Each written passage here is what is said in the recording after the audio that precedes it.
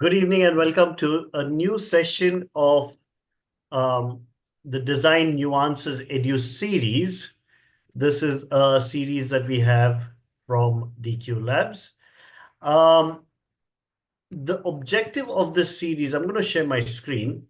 So the objective of this series is to learn a new topic related to design, fashion, or architecture, or maybe a combination of all three. But you also interact with an expert and understand the knowledge that they have to share and how they share a complex topic in a very simplistic manner.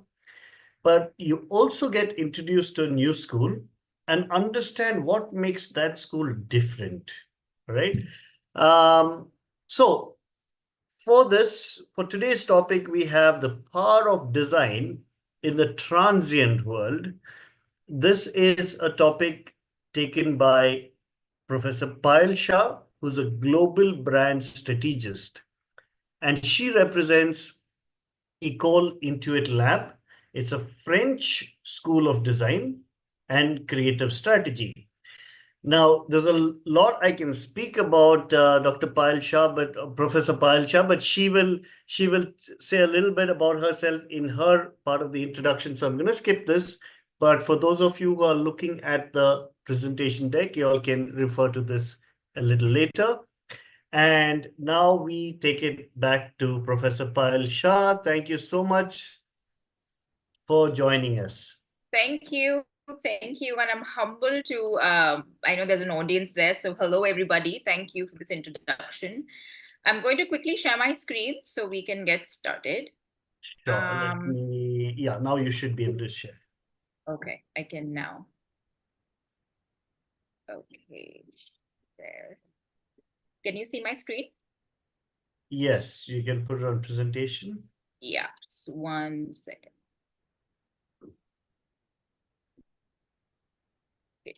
Okay. It's full screen now?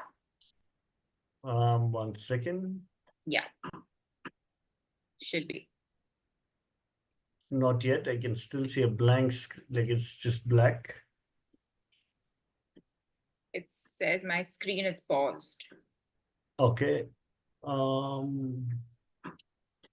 Okay. Can you try resharing? Yeah. Yeah.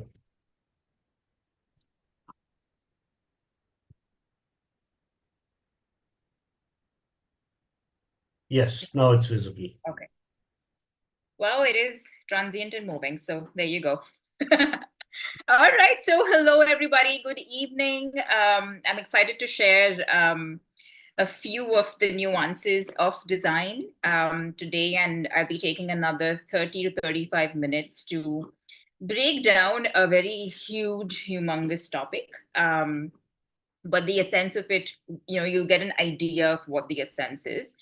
Today, of course, we'll be talking about, the role of design, the power of design that it holds in this transient world. And especially in the last 5 years, especially after COVID, design has taken a very different, evolved, it's leapt to a level where it's become the need of the hour to meet everybody's needs, right? Because we have changed.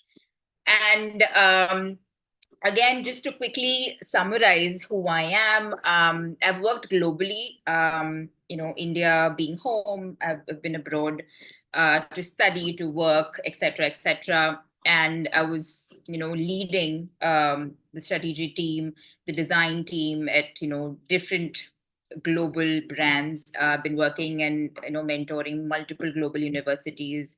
I also write on brands and design. I have my own podcast, so we'll send you all the links. And there are a few brands that I worked with. Now, if you really understand this, and the reason I wanted to throw this on the screen is because you need to understand that you have Gucci, you also have IKEA, so it's it's architecture, it's interior design, plus you have fashion. All of these are brands, and then you also have Hero, that is like a bike that I had to work on, to Britannia, where we have biscuits.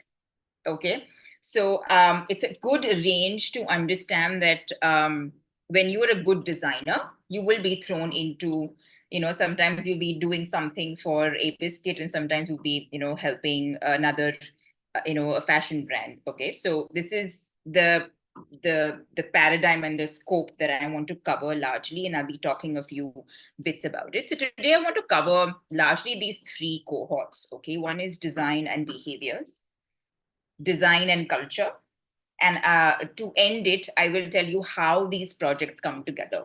Okay, and I've taken a few global projects so you to understand, because now I don't think so sitting in India or Mumbai or Bangalore or anywhere, it's about, okay, I can't design for Brazil.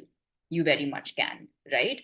So it's important to have the world view, the global view, and then really educate yourself towards it.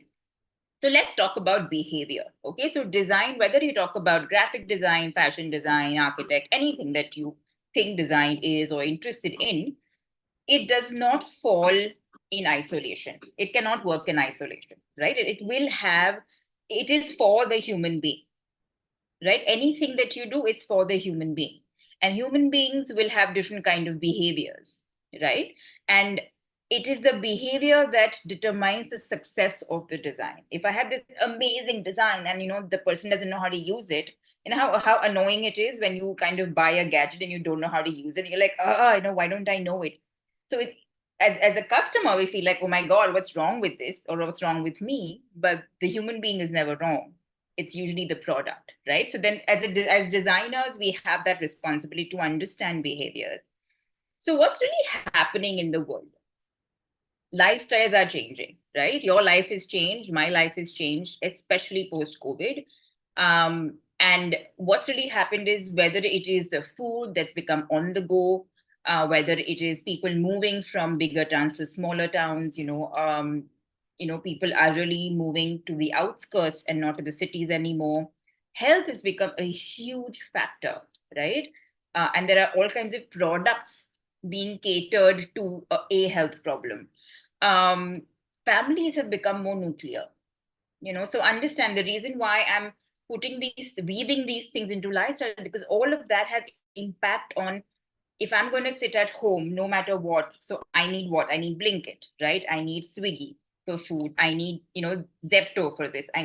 So I need all of these services designed for my needs, right? So the entire ecosystem of lifestyles have changed, and this also adds to generations, right? Your parents' generation very different, your sister's generation very different, your siblings and your generation very different, and the perhaps the people that you will be designing for are going to be very different, right? So designing is always about first checking in what context am I designing. Okay, it's not that, okay, I have to design one thing and I'm going to sit in front of my laptop, Google it, and finish it. That's not how design works. The second most important thing is, we've redefined work, and it's very different again in which city you live in, what a part of the world you live in, whether it is, is work defining the way you live, or have you designed your life in a way where, I'm going to live here, say I'm going to live in Goa. Now I'm going to figure out how to make work, work for me. Right, so there are different mindsets and perspectives as well. So if you're designing for for a group of people or a tribe, or a mindset that is like, say, always globe trotting, now how are you going to design your UI/UX, or your the way they interact with it? And we had the fantastic opportunity to work with Etihad Airlines, where they wanted to redefine travel. And you would have seen a lot of airlines are changing the way they talk now. If you just Google their ads, you'll see how they are looking at customers. It's about comfort, it's about lifestyle, it's about the peace. It's not about you get the best booking and that's very monetary, that's very transactional, right? So there are different ways of working now depending upon the lifestyle. And even mobility is changed. So if my working style is sitting in front of the laptop for 7 hours, then how am I going to, if I'm a part of, IKEA, how am I going to design a chair, right? That's how we want to start thinking of design. Now, the other most important thing that's happened, and now it's going to absolutely accelerate, is digital Dawanism. Okay, that everything is online.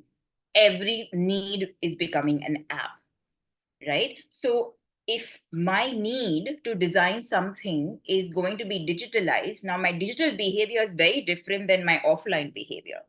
So again, to understand that, okay, this kind of trend is also on, and it's only going to grow from everything that's happening, from the technology that's growing with AI.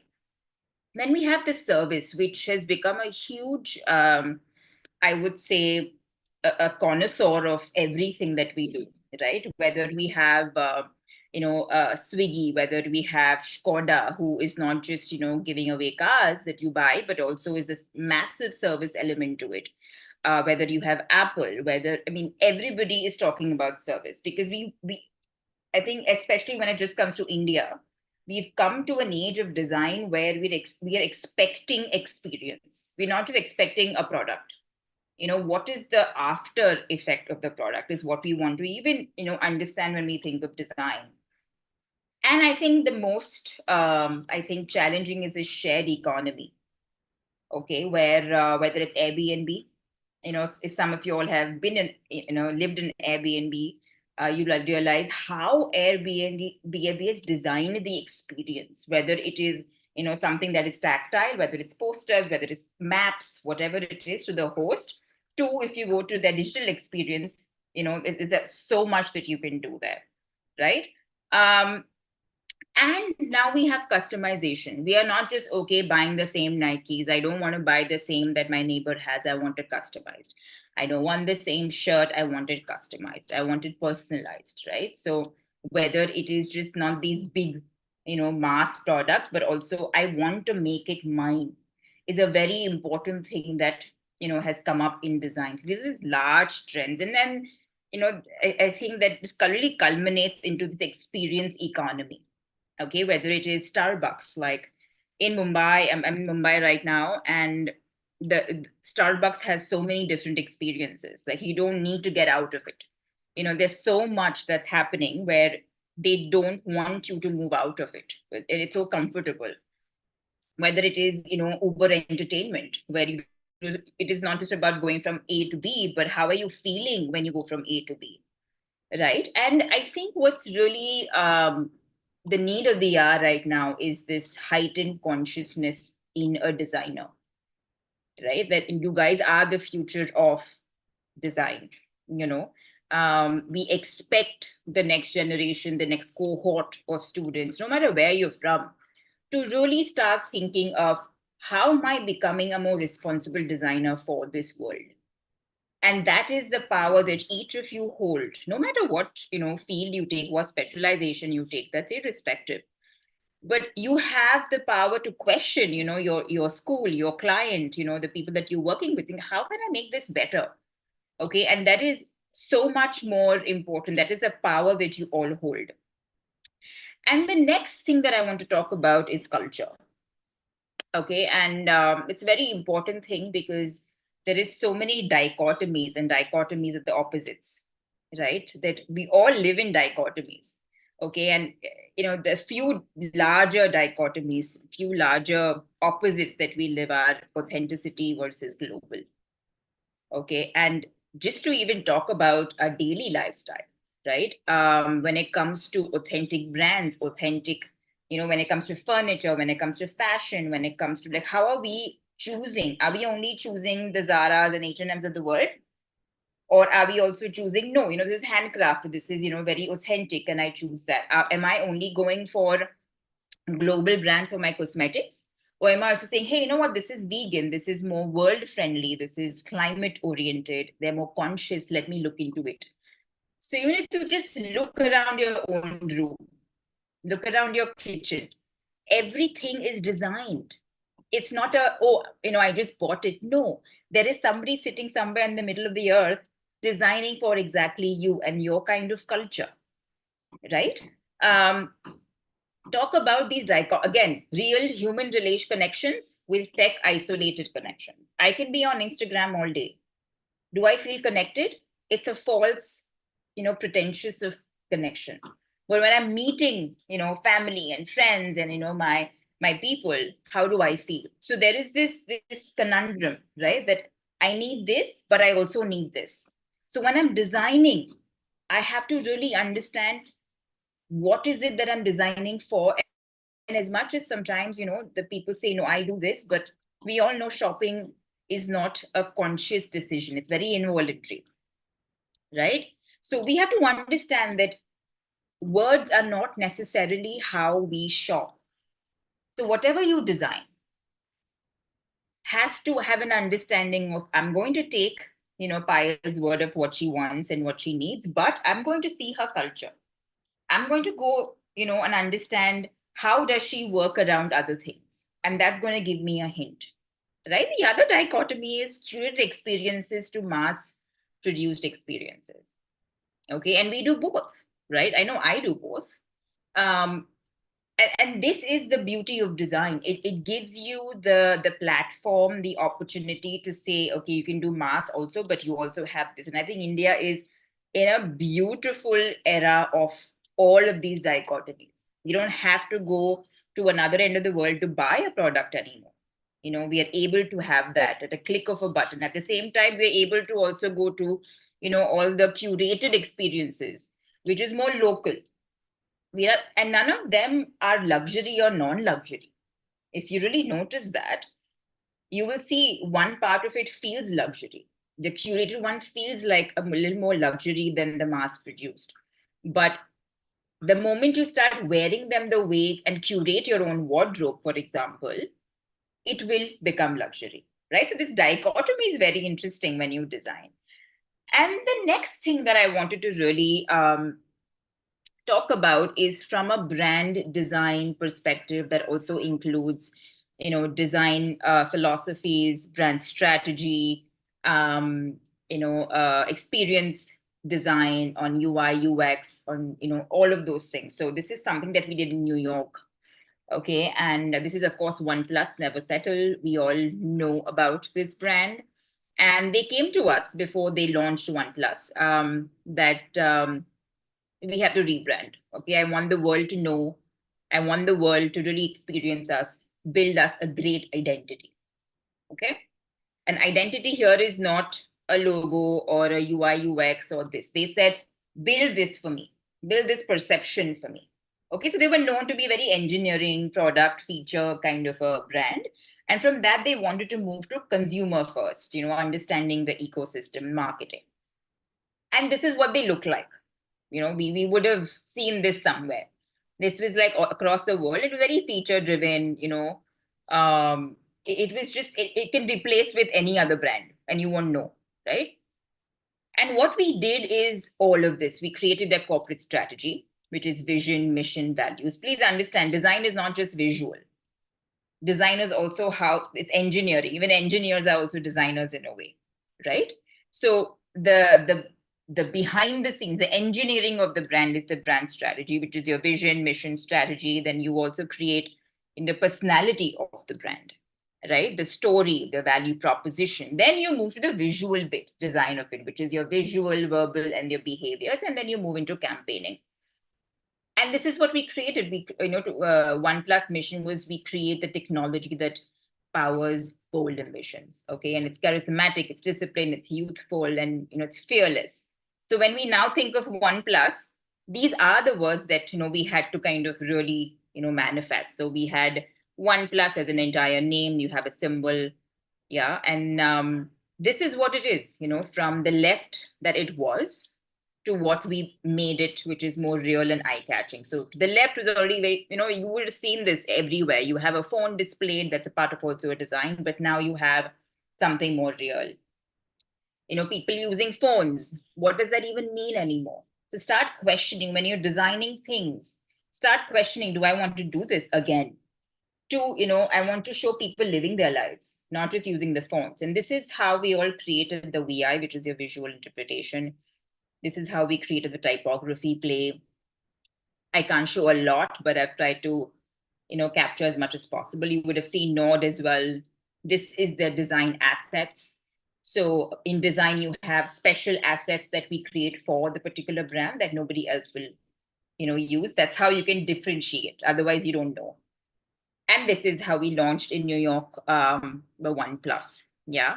So when a brand comes to you, when anybody comes to you with a brief, it's usually not just, okay, I just want this one piece of the experience, but I want how do I understand the holisticness of it? And that's something that's very important for a designer. I'm going to take the next 5-7 minutes and close, but this is my last case that I wanted to share, which I think is fantastic to really understand how we took a Japanese hospitality brand, which is Prince Akatoki, to the world. Okay, and it really means, Akatoki means a new day, a morning routine. And this is exactly what we did. We created the brand strategy, the visual, the verbal, service design, you have experience design, you have interior design, you also have a strategy for the name. Names just, didn't happen. We had an entire process for it. And this is what we did. Like, we went from, okay, understanding that they are 50 years more and more in Japan, and how do I take that legacy, that authenticity to the world, right? So that was the major brief. So now, as a designer, how am I going to look at it, right? So we had all kinds of designers, which I think was a blast. And what we had to do is we had to pay attention to details, very Japanese. So, strong aesthetic and design, natural sensory environment, mindfulness and well-being, and meaningful rituals. Now, please understand, all of this is design. Okay?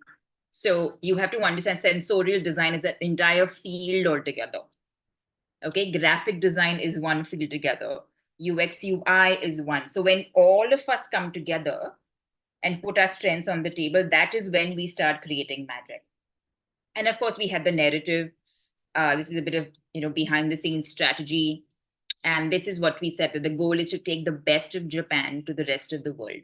Now, how do we do that? How do we take the essence of the country to the world, right? That almost becomes like country branding, right? And so there was a lot of pressure on us. I think it's not just a hotel chain, but now we are really doing something bigger.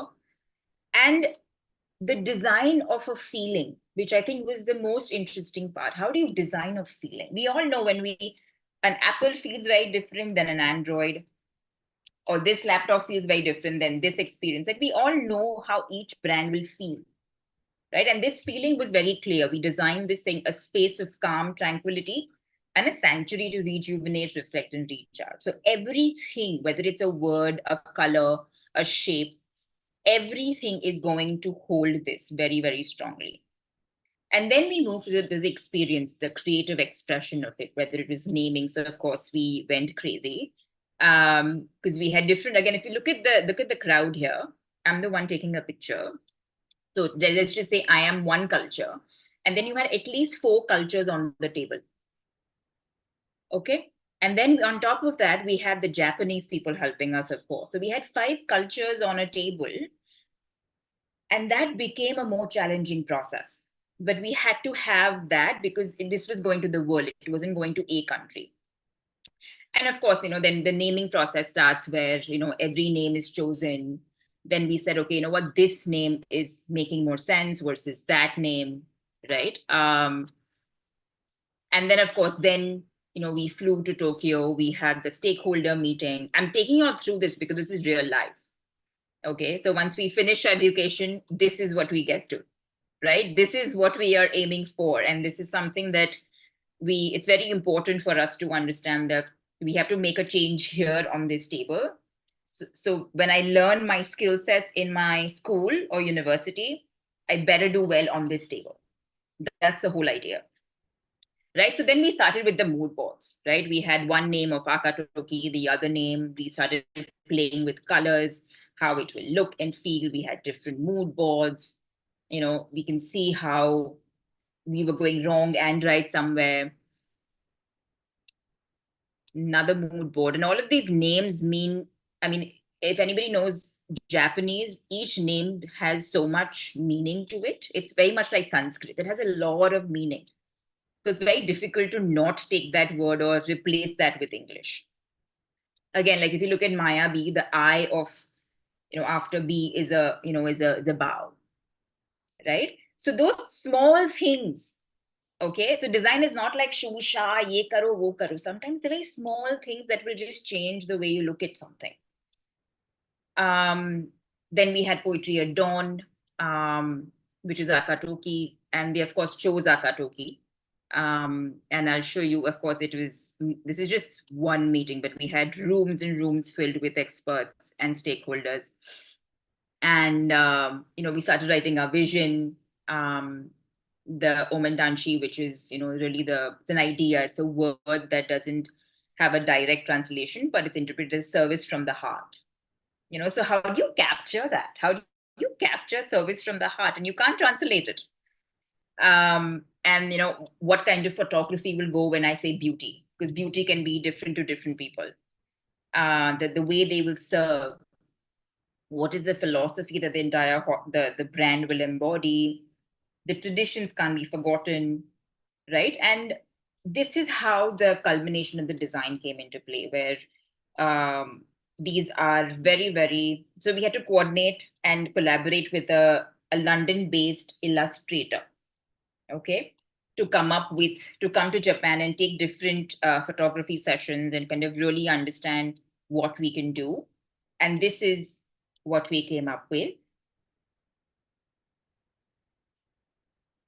And the design principles are, of course, light, tranquility, meaningful, minimal, and the photography style again, poetry at dawn, the stillness. So it's really east meets west. So again, we had more collaborators, different kind of designers coming from different end of the world. This is the photography style. So it's minimal, yet it has the Japanese, that service at heart to it. And, it really told a story. And that's the power of design. No matter what age we are in, the power of design will always tell a story.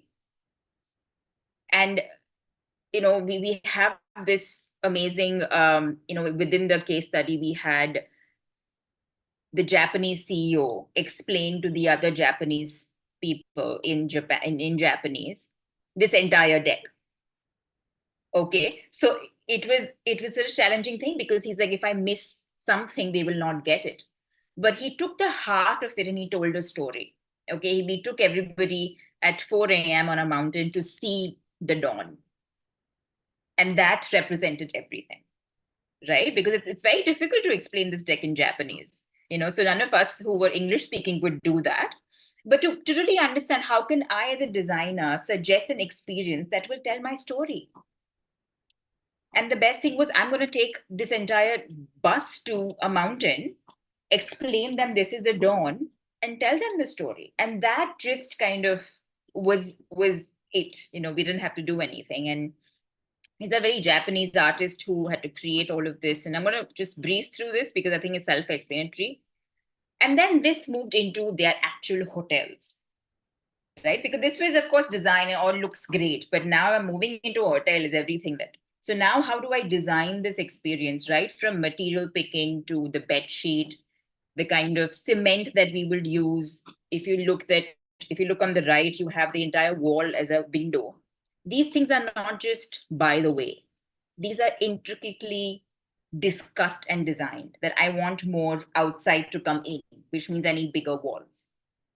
So as designers, you have to really this might seem very small, but if you go back to Akatoki Hotel, say every time you go to London, you will see a huge difference. You'll be like, yeah, there's something different here, right? That's because people like you and designers like you have sat with other designers to create it. That's the power. Yeah, and of course, then there's the entire digital experience, which in itself is another project, but I won't get into it. And then the interior design took a while because we had to, understand London, New York, all of these cities are very, very different. And then to put Akatoki in it took a while. So this is all the work that you go through as designers. It's not just pretty, it's a lot of hard work and a lot of chaos. That brings the joy, that brings the joy. And if there are bigger spaces, how will it look? Yeah. Yeah. So I think closing thoughts here.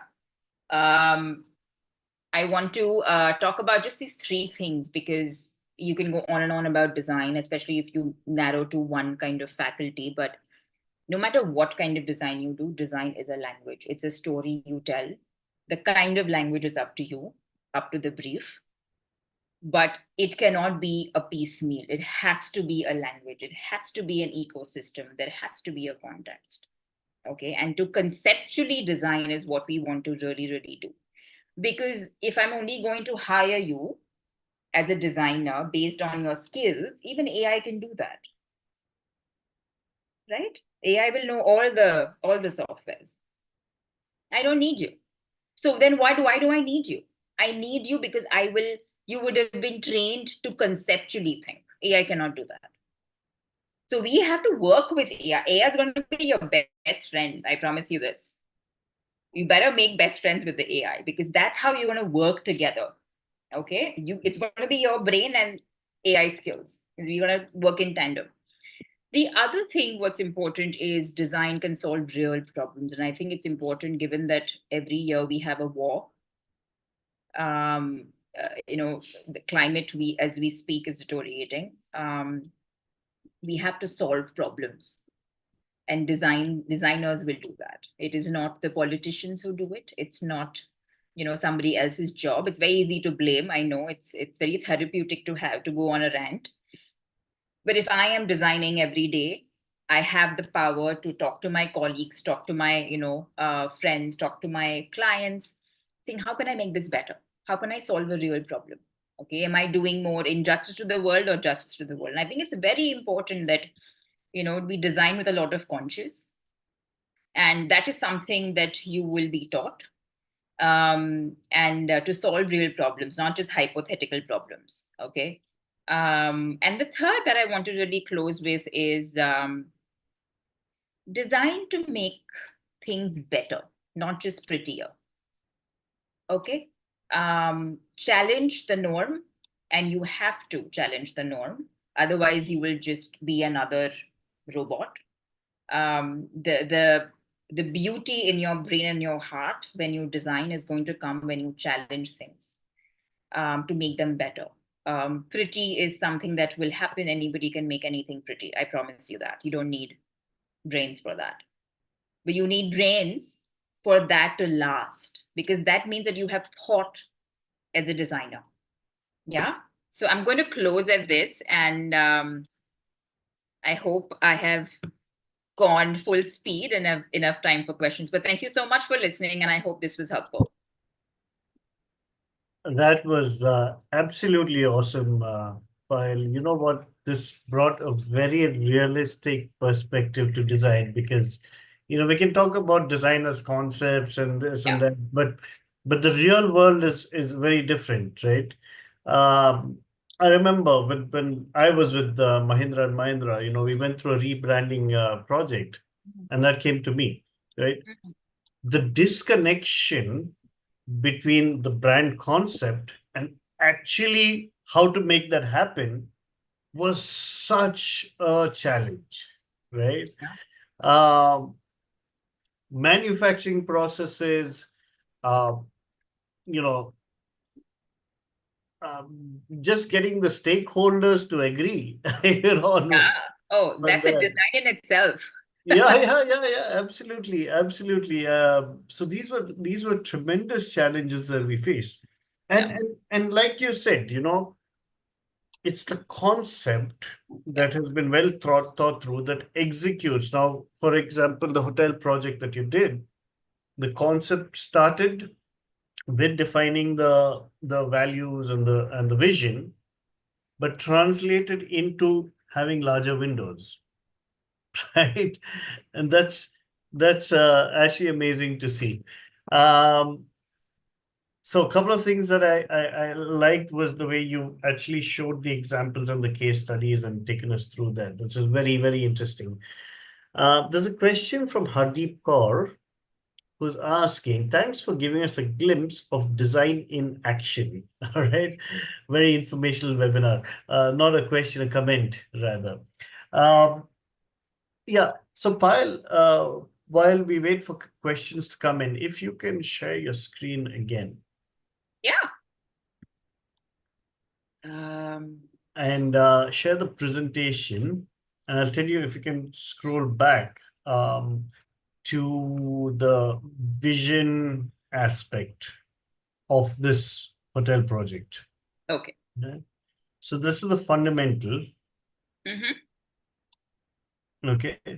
One of the things you mentioned was that when y'all made these mood boards, you very specifically mentioned that we did things right and we did things wrong as well. Right? So I'm very keen to understand what you meant by getting things wrong as well, because this is also very important in design, right? Oh, actually a good question. So, so I of course come from India. No matter how much you travel or you study wherever in the world, my roots belong to India. Okay, and of course I've traveled. So this is the I don't remember where that slide is. But let me just get into the conversation where. Sure, sure. So one of the things that we discovered amongst the entire team was that our perception of Japan was very different. Okay, so it never worked where I would sit in Mumbai or Bangalore and toss up something or a strategy or some mood board, and my colleague in London would do the same. We would have daily Zoom calls, but and we of course have traveled to Okinawa or Tokyo and seen Mount Fuji and all of those things, but we have never lived the Japanese life. Okay, so given that we had that disconnection, if you look at this mood board, you would realize that it's a mix of modernity and like very Western and Japan. Okay, and that was one wrong thing, that as much as we knew that we have to take Japan to the world, I don't need to infuse USA and UK and European sensibilities into it to make it okay. I don't want to retrofit things and then just add a bit of Japan, and then it's not the kind of cuisine that they would like. So the things that we completely went off were design codes. So every culture has a set of design codes. Every category has a set of design codes. Like India, it will be very easy for you might not know the codes, but as designers, we do. It's very easy for you to say, this is Indian, this is not Indian. Okay. No matter how close it is, because you live there. You won't be wrong. But for people who don't live there, how can you make them right? And that was our challenge. If I am always living in London, never been to, say, Japan, how do I make them experience the real Japan? Okay, versus making Japan very modern. So it is a very tight rope, to walk on. Because, we are like, are modern karna hai, but you don't want modern. You don't want very authentic, but you want very modern. So it was like, I know we were there for a week to speak to the CEO and sit with them, and even like simple having tea with them was like an experience for everybody because they're so wonderful, and so different. They'll be like, oh my God, if I replicate this tea having experience in London, it's not going to go because even their culture is very different. I can't expect a Londoner to sit on the floor and have tea because they are wearing pants which are well fitted. Simple things. So they are not going to be able to sit down. So now, if I have a chair, how am I going to design the experience? So, one was that all of us had very different perceptions of Japan. What we see on Google is not the research. Google is paid research. Okay? You do not do research on Google. You just don't. It's possible because where I come from, we didn't have Google. And thank God we didn't have Google. I think my students here and everywhere else, they're just so stuck because there's Google, because it's constant feeding of the information that is not right. And of course, you're not going to be able to travel to all the countries, but I feel like the very fact and the act of us saying, okay, let's pack our bags and we are going to Japan. So the client made sure that all the designers, whether it is the sensorial designer, whether it is the architect, or whether it is any designer on the team, they have to travel together without a tour guide. Because he didn't want the tour guide to also bias us. So it was a very challenging project, but it opened us as designers. it just completely challenged how the real world experiences design. That was one. The second was, I think, the aspect of minimalism. Okay, so if you really look at this slide, like Akatoki, the entire concept has been very minimal. Okay, very, very, and if you really go to their hotels, you'll be like, okay, this is what minimalism is. It is not, simple codes of white and minimal furniture. That is a code of minimalism. What is minimalism? Is a minimalism in behavior. I don't want clutter in your mind. That is minimalism in Japan. How can I make your experience so simple that you will have no questions? That is minimalism for them. Okay, so how can you have a very minimalistic mindset is minimalism for them. Again, for us, minimalism was very different. We come from India, minimalism is very different. US is very different, Europe is very different. Now, the Japanese minimalism is actually the original minimalism that all of us have adopted, right? We all have all kinds of books, right? Ikigai and this and that, right? We have all of that now. So my point here is that even when it came to logo designing, okay, like if you see, it's very thin font, typeface. I'm getting into technicalities here, but we are like, yeah, but this will get lost on a hoarding. This will easily get lost in the chaos. And the CEO said that exactly what I want. I want people to get lost when they come to my hotel. That's the point of having so much minimalistic surrounding. I want them to get lost. And they will remember getting lost because otherwise you never lost. You have Google Maps everywhere. You never lost. We are petrified of being lost. So I think the understanding of design, whether it is, experience, UI, UX, whether it is graphic, whether it is architecture, everything was challenged. And when we came back, we should just move to Japan because we loved Japan so much. But there's a few things that we went really wrong because we had the mood board that I'm showing you right now are very nice. We had very crazy mood boards. Actually, because when you're so right on this aspect of minimalism, because when a couple of years ago, my wife and I had the opportunity to travel to Japan, and it was really a different experience and not something I've experienced anywhere else, right? Um, and you're right. I mean, they have such contrasting aspects. I mean, you go to the video game arcades. It's all colors, but then the rest of it is very plain. So Yeah. it's amazing to see their culture is completely different Oh, from yeah. what Yeah. anyone else's. Yeah. Right. So there's a few questions that are here. I'm going to start off with Hardeep Kaur's question. Do the Okay. students completing their BDes get an exposure to the level of case studies shown here, right? Like what your case studies, or is it much more of a experienced designer's thing, right? Do you need to like spend years as a designer and then you get to do these things, or does a graduating student get to do this? So the faculty will be like me, for example, if I'm there as a part of the faculty, I will be showing you all these things. That's the point of having the best faculty. It's not just about teaching you all the skills and how to think and how to conceptualize, but if I don't show you all something in action, you all will not be able to believe it or understand how do I connect the dots. So no, you will be, the faculty will show you all kinds of case studies. And these case studies are not found on Google. Okay. They will never be found on Google. And I hope nobody's taking any videos of this. But so yeah, because these are, this is, and even if you do, even if I give you this PDF, you will not understand it, right? You'll be like, okay, then they did this and they did this. But how?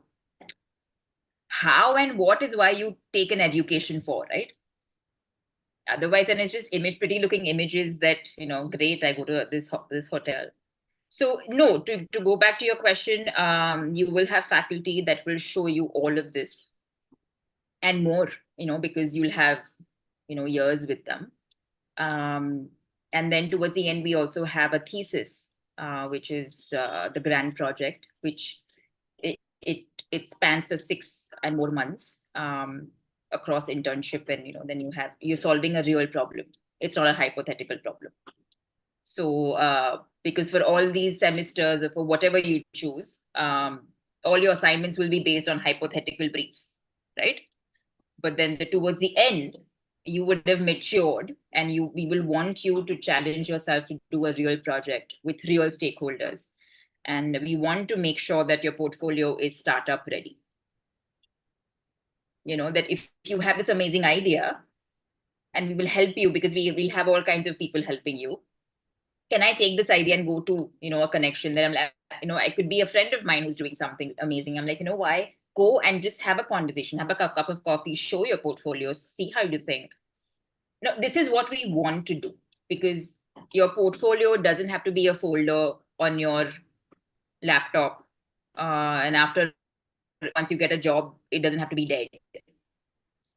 Okay. That folder has to be alive. And we want you all to have a lot of side projects. We want you all to not just have, just not just work on a one-dimensional basis.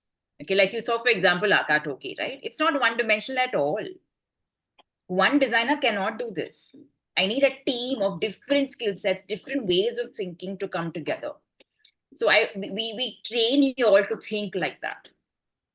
Sitting in a corner in a dark room with Google on and Spotify is not going to kill it. I promise you this. I've done it. It doesn't work. Okay, as much as it's very, very, it's exactly what you want. No, it doesn't work. So you will have people to show you even better work. Better work that will be extremely shocking because you're culturally very different sometimes. And also, something that is, doable. So, and of course, after 20 years, you will be the one presenting. So don't worry about that. That's absolutely true. Because you know what? I think when students graduate, they graduate, thinking that they'll do some, very big stuff, but Yeah. it's not really possible. It needs time. It's like a doctor, right? The experience gained adds to their learning, and then over time Mhm. they become good doctors or similarly good designers. I often take an analogy of trekking when it comes to design, and you pick any design. Like I've taught luxury design at FAD, and of course, I'm here with Intuit Lab in Bangalore and Mumbai, and I've also taught IIM. The very 3 different students. IIM very engineering management. You have Ecole, and then you have FAD, which is fashion, luxury. Okay, very um, very celebratorial. And one thing is very common across all the kinds of design that you choose, that designing is like trekking. You have to learn first that I have to buy these trek gears.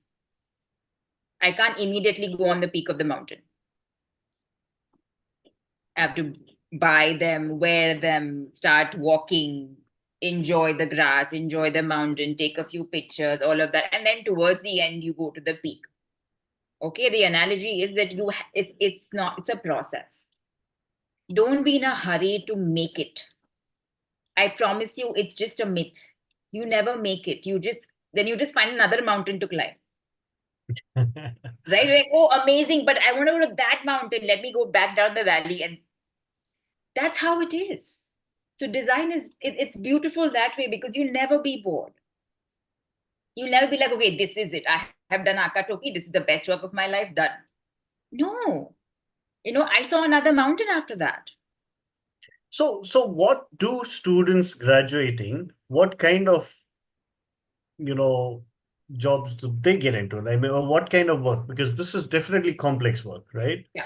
So do you think there would be more part of these teams that do this, or Yes. they may not get even these kind of projects to work Oh, on? no, you do.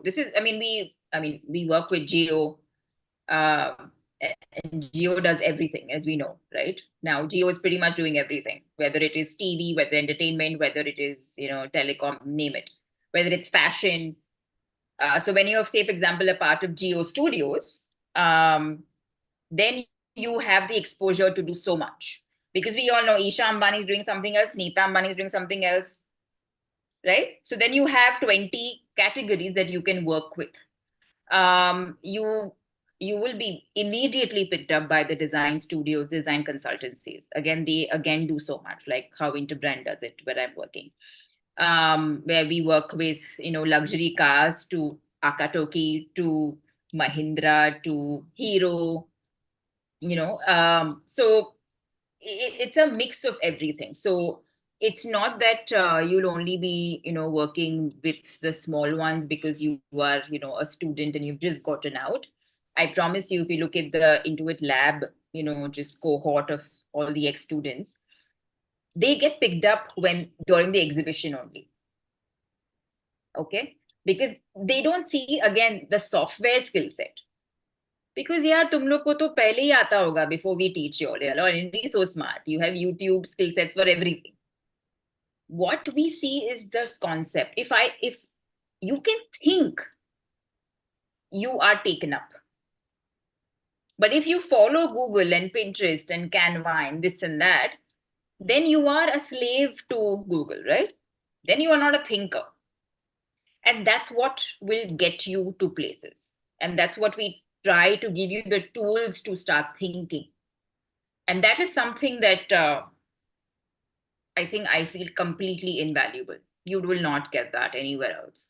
Could you please move the slide where you have the management team that you spoke with at Japan? Yeah, that slide. I absolutely love the slide. It's a decent picture where people are not frowning. Yeah. So, but this is a real scenario because you need to also, it's not just, okay, this is my design and,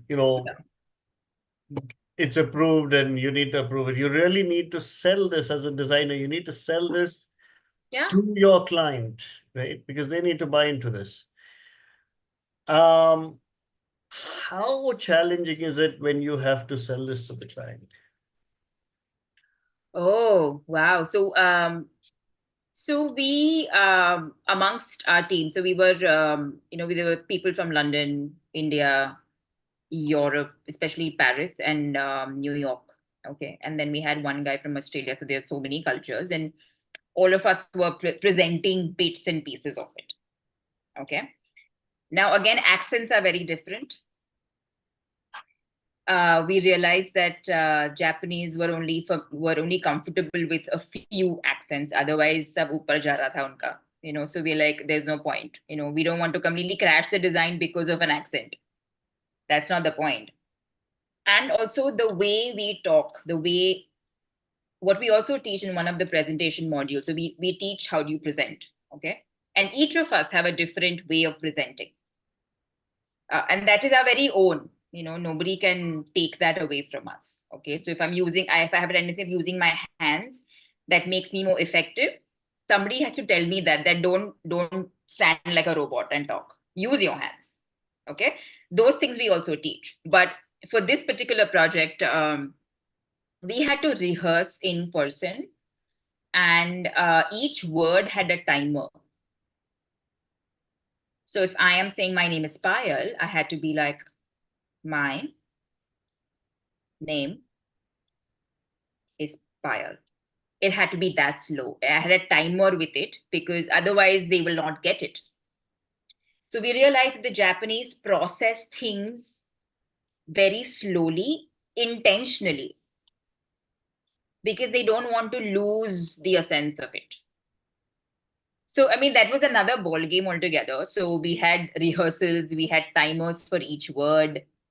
So this is what you see on the board that people are looking at with a strategy piece, and we had a workshop. The visuals were, so a few of the visuals were printed, a few of them were video. And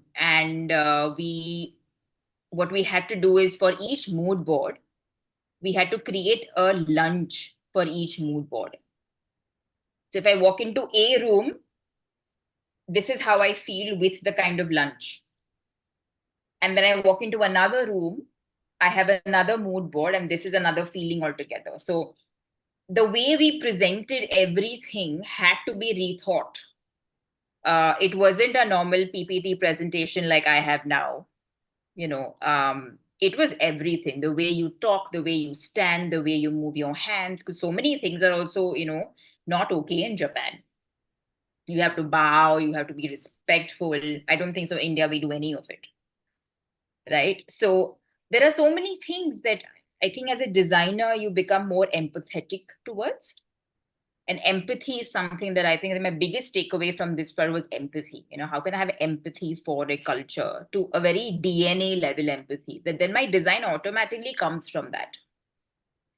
It doesn't have to be a very structured thing. Yeah. All right. A few more questions. All right. Pujashri is asking, as a designer, how do you approach an issue, maybe a problem, and what is your design process that you follow? So, issue is a very broad term, but say I'm looking at a social issue. Okay. This is a thesis, actually, the grant project that I spoke of, which is for 8 months. You will pick an issue that is actually a problem, and then you'll solve it. So the first 2-3 months is only research, and research is not Google research or, like monkey, survey monkey and all of that. No, we actually go and talk to actual people. Who is your customer? Who is your stakeholder? So it's research, research, research. We teach you how to do research, because it's not just talking and asking anyway. The way you also structure your question will get you the right answers. And then it comes to creating a concept. And we teach you how to create a concept so you can solve that issue. And how much and to what degree can you solve an issue is also important. Again, I'm saying this, that a designer cannot solve an issue. An issue will always be in a context. Okay, so even if it is a simple traffic issue or a climate issue or whatever issue it is, I'm really kind of saying it in a big way. There has to be a collaboration. So for example, say if it has to do with health, we will make sure that you collaborate with the doctor. Okay, we will make sure that this is happening, that you are meeting a doctor to ask these questions. Then only your project is going to make sense. We do not want a hypothetical project, because if you take that project out, it makes no sense, right? So we have research, we have conceptual training and understanding and creation. Then you get into strategy mode as to how this is a business reliable, viable idea, because you have to also make money. It's not a voluntary donation. And then you have a creative expression to it, and how you launch is the last.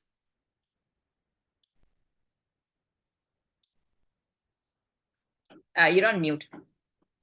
Sorry, that's interesting, because you're getting in the business aspect of it as well, right? Which is the most critical aspect, because every designer needs to make money and needs to make good money, right? And you need to, so I like that thought process. Thank you for that. And thanks, Pujashri, for asking.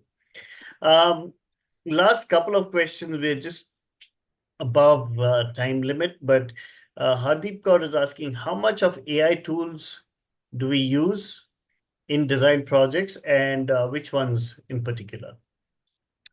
Oh, so I would not name or kind of single out a AI tool, because that would be unfair with the other AI tools, because every tool has its purpose. But I would really encourage using AI tools for execution, which is your third step. Your first step is always your research and your thinking and your strategy. Your second step is your creative understanding. And your third step is execution. So only use AI for your executions. Feel free to use it. You have to, I said that, please make it your best friend. You don't have to shy away from it. You don't have to be like, oh, you know what, I did this, but we all know AI did it. So you don't have to do that. Gone are those days, okay? So I would say use it in the last bit of your process, but all the thinking, all the research is you. All right, interesting. And for our final question, we have a question again from Hardeep Kaur, who's asking, do you see language as a limitation and a constraint to implement your design ideas? Is it a barrier to connect to your clients?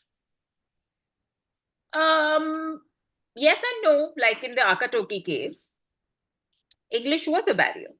So I would say language is a barrier sometimes.